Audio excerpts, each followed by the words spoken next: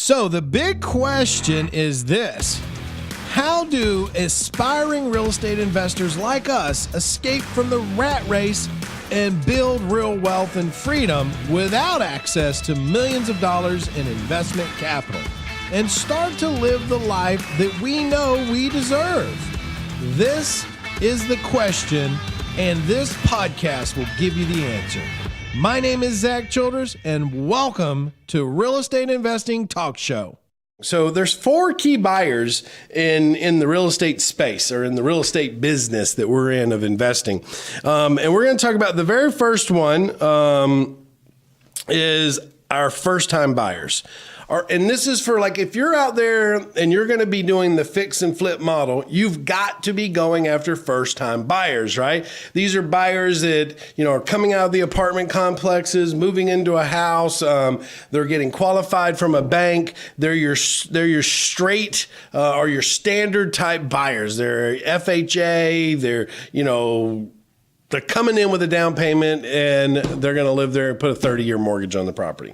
We sell our fix and flips to those types of buyers, because if you're doing fix and flip, you should be doing them in a market that is catering to first-time buyers. They're the largest buyer pool for our first-time buy homes is first-time buyers. I don't know if that came out right, but most of your average home sales prices is going to be the largest pool of sales in your market, the average home sales price. That largest pool is your first-time buyers. It's the easy entry home prices.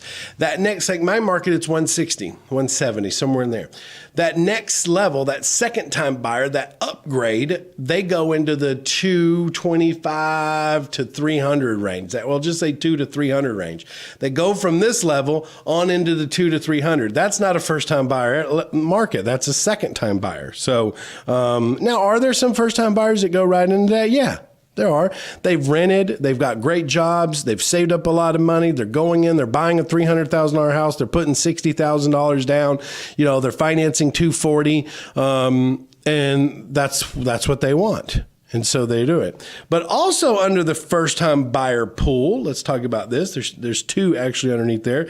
There's the standard buyer, but there's also the seller financed buyer, right? So this would be like if you're in the seller financing business. So if you're in the business of buying properties for $80,000, let's just say, putting 15 into them, getting them nice, getting them looking decent, and then you're selling that property with seller financing. And this is typically for a first-time home buyer that just doesn't have the credit or the ability to go through a bank. So you're stepping in as a lender and you're maximizing your dollars, because if you think about it, let's say you bought it for 80, put 15 into it, you're $100,000 in, let's just say. It's worth 140. Okay. It's a first time home buyer, nice little niche. If you sold it for 140, you might make 25,000 profit off of it. Maybe 20, 25 off of it. But if you sold it on seller financing, not only do you get the payments off of it every month, but if let's say you did a 15-year note on it, you would end up making not 140 as a sales price, but you'd end up somewhere around 225, 240, somewhere in there, because of the amortization schedule. So if you have the ability for the long-term wealth off that model, you make a lot more because it's front-end interest heavy. They don't even start paying on the principal until about halfway into the program. So that one falls under it as well. Okay. Now, there's the other type of buyer. So buyer number two. Buyer number one is first-time buyers. We got two ways of doing it, just a straight sell or a seller financing to them. Buyer number two is our financed buyer, right? Now, this is investor finance, okay? Let me be very clear. Not first-time buyer, but our investor financed buyer, okay? This is an investor who's getting financing from a bank to buy fix and flips, or financing from a bank to go out and buy rental properties. As a wholesaler, you overlook these buyers because you've been taught to only sell to a cash buyer. Well, I don't know why. Well, yeah, I do know why, because that's what everybody and their brother teaches out there. But that's not the only way to wholesale, is just a cash buyer. I have an incredible course called the Quick Cash Quadrant System, okay? And this is a wholesaling course that breaks down the 4 different ways to wholesale properties, not just cash buyers, but traditional, option, and financed wholesaling. And it talks about the different ways and the different buyers that are available to you so that you can really become a master wholesaler. And that's what's so important about understanding these extra buyers in your business model. So when you're dealing with a financed investor buyer, you open up a whole nother world of buyers. And people will say, well, how do you wholesale to them? Well, you can either wholesale to them using a demand of funds letter, which allows them to go into a direct contract, which allows the investor buyer to have a contract with the seller so they can actually close, or you got to do a back-to-back type closing. So either way, that's a buyer number 2, your financed buyer. I guarantee you your competition is not targeting these buyers. I guarantee it. Guarantee it. That's what I say. I guarantee it. I guarantee it. That's what I tell you. I tell you that right now. I tell you that every time. I tell you, until I tell you, can't tell you no more. Okay. So, all right. Buyer number 3. This is the one everybody knows. It's your cash buyer. Your cash buyer is probably, as a wholesaler, it's going to be 70%, if not 80% of all your transactions. Okay. A cash buyer. Until you start getting a little more sophisticated and you start getting a little bit more aware of the financed buyers in your market and how to work with those financed buyers. As a wholesaler, that's a gold mine for you. If you've ever been to any of my live events, you know I teach this strategy. I teach it to the core to get you guys moving in a direction that you're not just doing the same thing every other wholesaler is doing, so that you can try to be different in your approach. But yes, 70 to 80% of all your wholesale transactions are going to be with a cash buyer until you line in your financed buyer investors, okay? So, tier 1, let's talk about your buyers. Yeah, I've got a 4th one to share with you, but I'm just going to break it down by strategy for you. Tier 1 wholesaler, you should be catering to 3 types of buyers, okay? Well, I haven't even given you the 3rd one yet. So let me just back up. Let me go ahead and give you the 4th buyer. The 4th buyer is your tenant buyer. That's your tenant buyer. The tenant buyer is the buyer that you're doing like tier 2 strategies with. You're doing creative financing with. You're leasing with the option to buy to them. You're turning them into a buyer over time. It's kind of like the seller financing buyer when we're fixing up properties and selling them on seller financing, but we don't have to fix them up all the time on a sandwich lease option where we're targeting a tenant buyer. We can put handyman special, your job is your credit, why rent when you can own, and they know they're walking into it. So let's talk about this. So in tier 1 strategy wholesaling, you have 3 buyer types inside of that alone. Well, really you got 4. You've got your tenant buyer, which means if I'm looking at a wholesale deal that has no equity in it and there's no cash flow to be made on it, I'm going to wholesale that deal to a tenant buyer.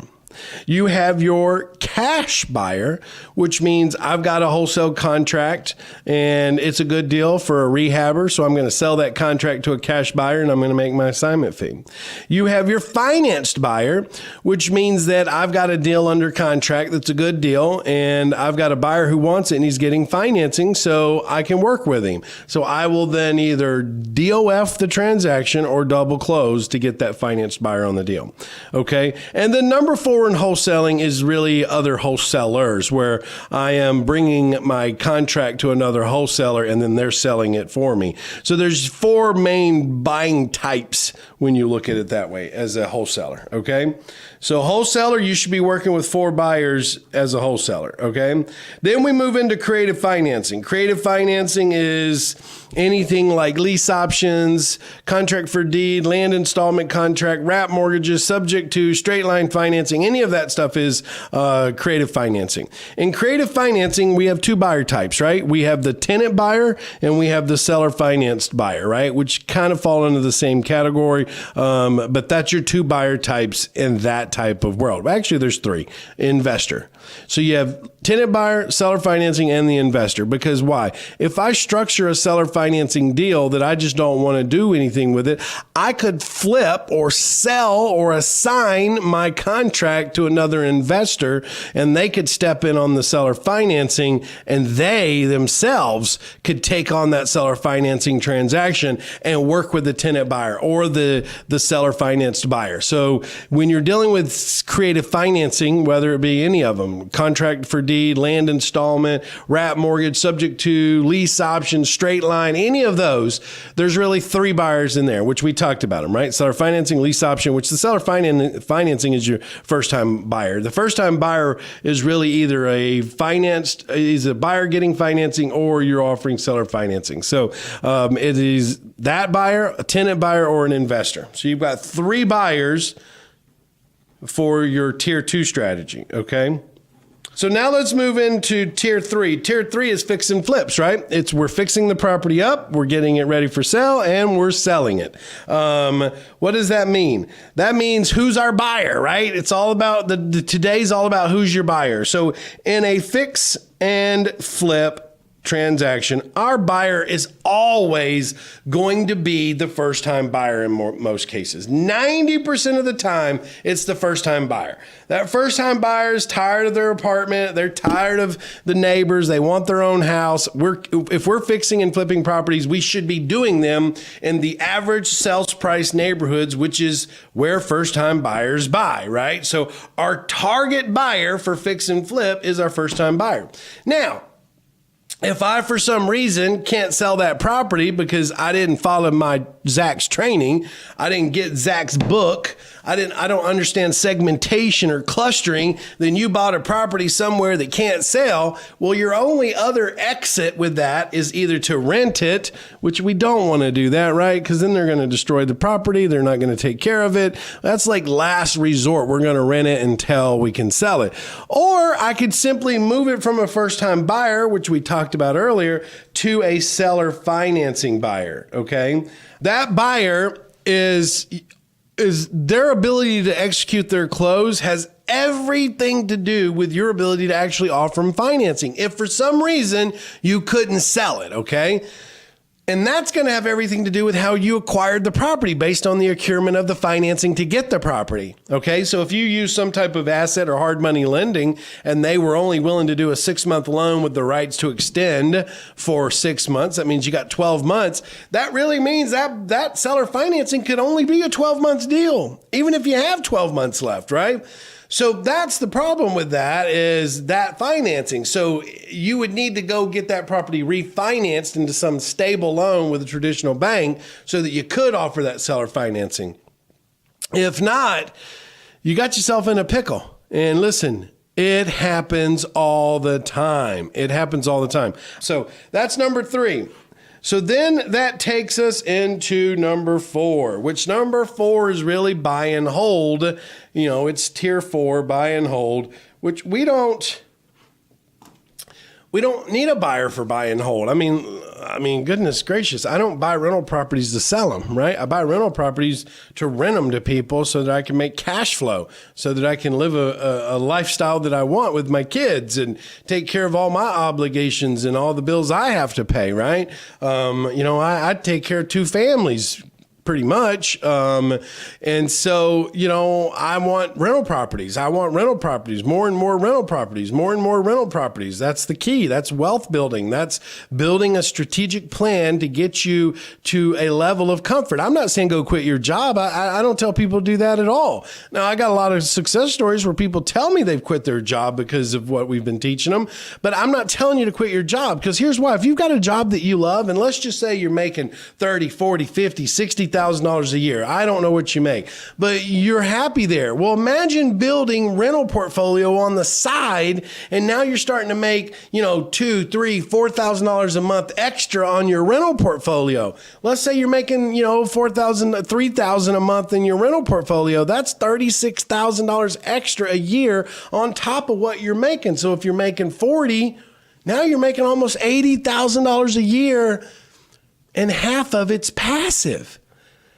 That's what you got to think about. That's why we do, you understand? That's why we do tier 1, tier 2, tier 3. That's why we fix and flip. That's why we wholesale. That's why we do creative financing, to get deals so that we can make money, to sell those deals and make money off of them, so that we can then go buy rental properties. So we can buy houses if that's what you want to do to get started, or we can go buy duplexes, triplexes, fourplexes, 8 units, 10 units, 20 units, 40 units, 50 units. Doesn't matter. The point is building wealth. You're not going to build wealth doing what you've always done. If you want to get something different out of your life, you've got to do something different.